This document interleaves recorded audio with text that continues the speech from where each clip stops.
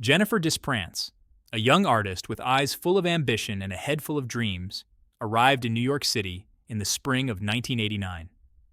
She had always dreamed of the city, its towering skyscrapers and bustling streets calling to her from the pages of magazines and the frames of movies.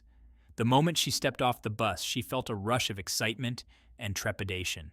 This was it, the place where dreams were made or broken. The city, a concrete jungle teeming with life and opportunity, welcomed her with open arms and a cacophony of sound. The honking of taxis, the chatter of pedestrians, and the distant hum of construction created a symphony that was both overwhelming and exhilarating. Jennifer felt a sense of belonging, as if the city had been waiting for her arrival. She found her haven in a dilapidated yet charming building in the East Village, its brick facade whispering tales of a bygone era. The building stood as a testament to the city's history, its walls adorned with ivy and its windows framed by weathered shutters. Jennifer was captivated by its character and the stories it seemed to hold within its walls. Her apartment, a sanctuary of creaking floorboards and high ceilings, overlooked a street teeming with artists, musicians, and dreamers like herself. The space was small, but filled with potential, its large windows allowing natural light to flood in and illuminate every corner. Jennifer could already envision her canvases lining the walls, her brushes and paints scattered across the floor. It was perfect, or so she thought. The initial days were filled with a sense of euphoria. She spent hours arranging her art supplies, setting up her easel by the window, and exploring the vibrant neighborhood. The local cafes, bookstores, and galleries became her second home, each visit sparking new ideas and inspiration. I thought this place was perfect for me. It felt like I had finally found a place where I belonged, where my art could truly flourish.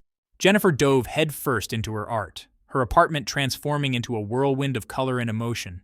She painted with a fervor she had never known before, each stroke of the brush a release of pent-up energy and creativity. The walls of her apartment soon became a gallery of her evolving style, each piece a testament to her journey. She painted from dusk till dawn, fueled by cheap coffee and the city's electric energy.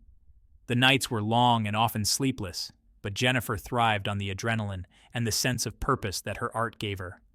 The city outside her window was a constant source of inspiration, its lights and shadows playing across her canvases. Her work, a vibrant tapestry of abstract expressionism, began to garner attention in the local art scene. Small galleries started to take notice, and soon her pieces were being displayed alongside those of established artists. The recognition was gratifying, a validation of her talent and hard work. But as her success blossomed, a creeping unease began to permeate her life. The pressure to produce more, to live up to the expectations of her growing audience, started to weigh heavily on her. The once joyous act of painting began to feel like a burden, each canvas a challenge rather than an opportunity. The building, once a source of inspiration, now whispered unsettling secrets in the dead of night.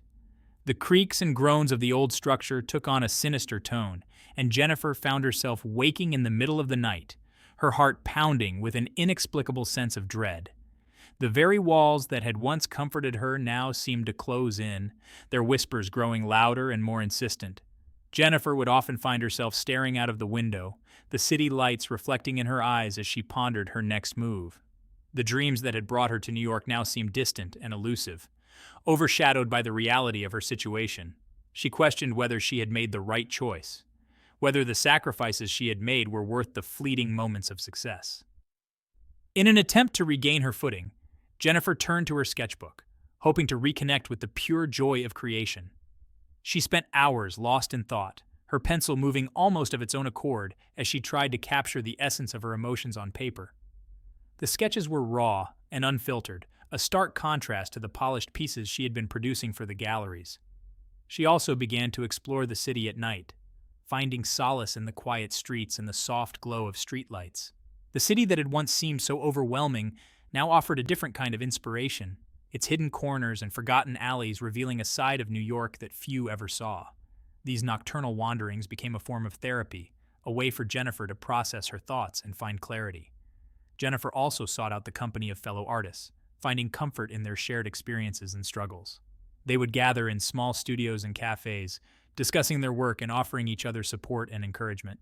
These interactions reminded her of why she had come to the city in the first place, reigniting her passion for art and the community that surrounded it. Slowly but surely, Jennifer began to find her way back to herself. The whispers of the building grew fainter, replaced by the sounds of her own laughter and the vibrant energy of her renewed creativity. She painted with a new sense of purpose, each piece a reflection of her journey and the lessons she had learned along the way. Her work continued to gain recognition, but now it was on her own terms. The pressure to conform to others' expectations had given way to a deeper understanding of her own artistic voice. Jennifer's journey was far from over, but she had found a sense of balance and peace that allowed her to move forward with confidence and joy. As she stood by the window, looking out at the city that had once seemed so daunting, Jennifer felt a sense of gratitude. The dreams of canvas and concrete had led her to this moment, and she knew that whatever challenges lay ahead, she was ready to face them with an open heart and an unwavering spirit. The noises started subtly, the creak of a floorboard in the dead of night, the rustle of something unseen in the corner of her eye. It was as if the building itself was trying to communicate, to reach out with its ancient creaking bones. Jennifer had always been a rational person, someone who didn't believe in the supernatural, but the sounds were persistent, growing louder and more frequent with each passing night. At first, Jennifer dismissed them as the groans of an old building settling. She had moved into the apartment only a few months ago, drawn by its affordable rent and charming, albeit worn, character. The landlord had assured her that the creaks and groans were just the building's way of adjusting to the changing seasons.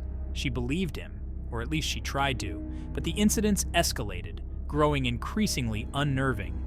What started as occasional noises soon became a nightly occurrence. Jennifer would be jolted awake by the sound of footsteps echoing down the hallway, only to find no one there. The air in her apartment grew colder, and she often felt a chill run down her spine, as if someone or something was watching her.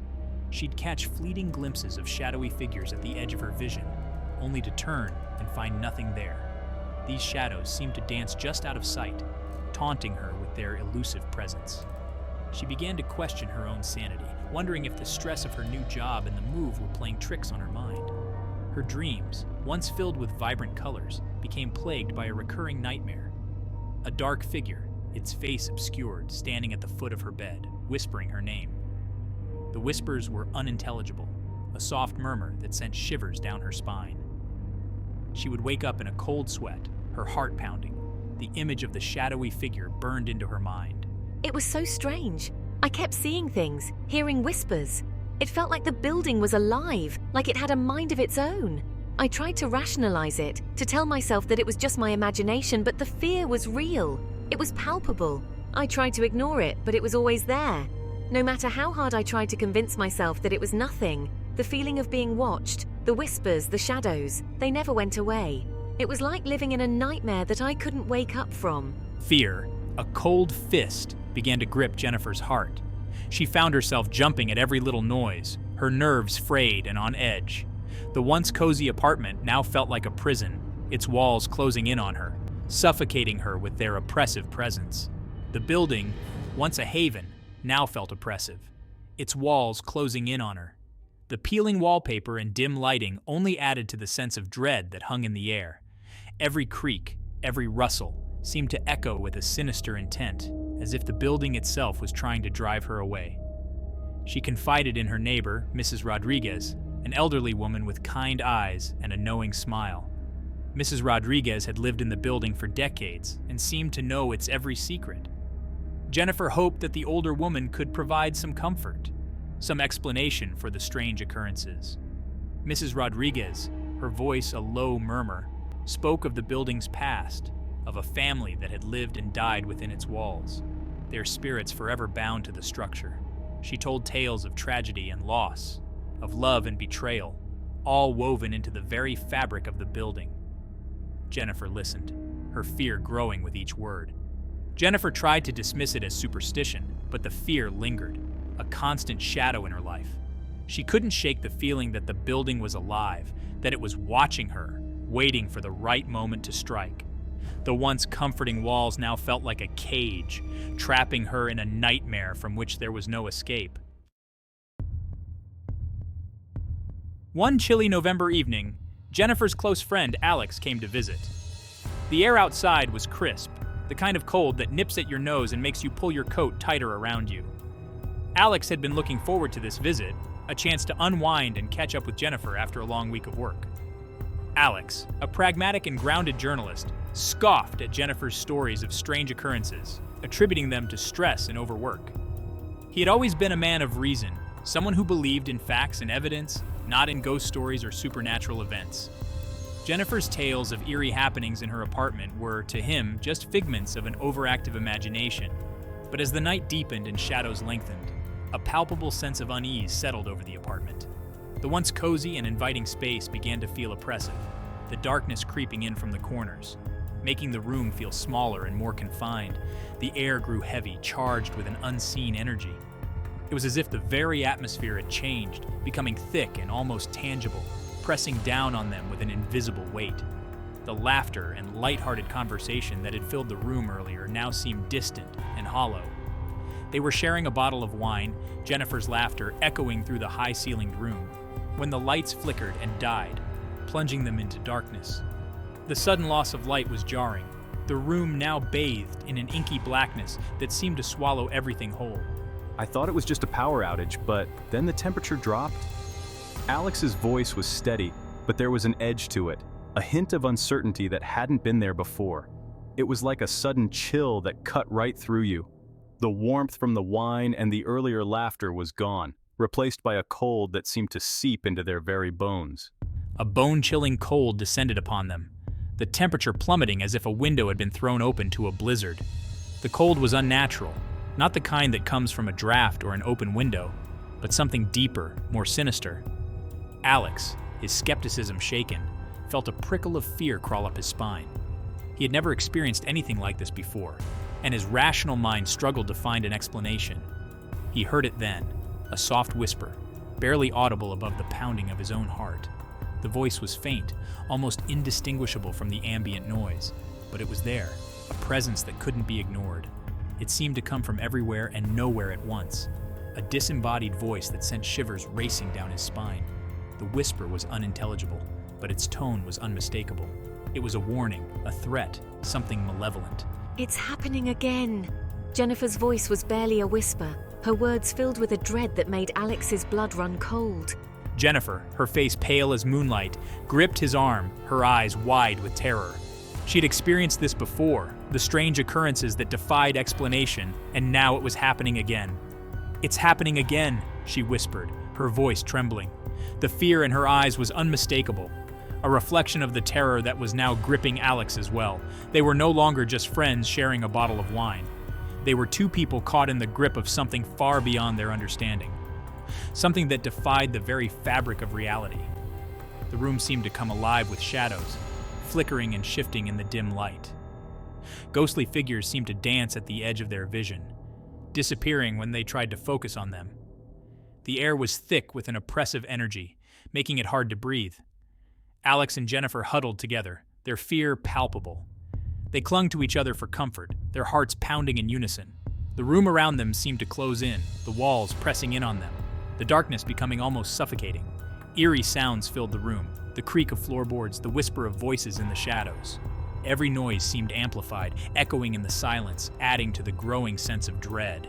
They looked around in fear, trying to find the source of the sounds, their eyes wide with terror. But there was nothing to see, only the oppressive darkness and the feeling of being watched.